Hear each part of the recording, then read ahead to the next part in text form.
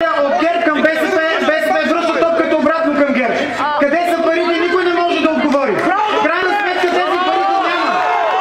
Търното има такива слики като господина, който е между нас. То не смеят да излязат тук пред нас, да ги покажат. Госпожо Янакиева, кажете, пак ви питам, историте да питам. Къде отидаха парите за това?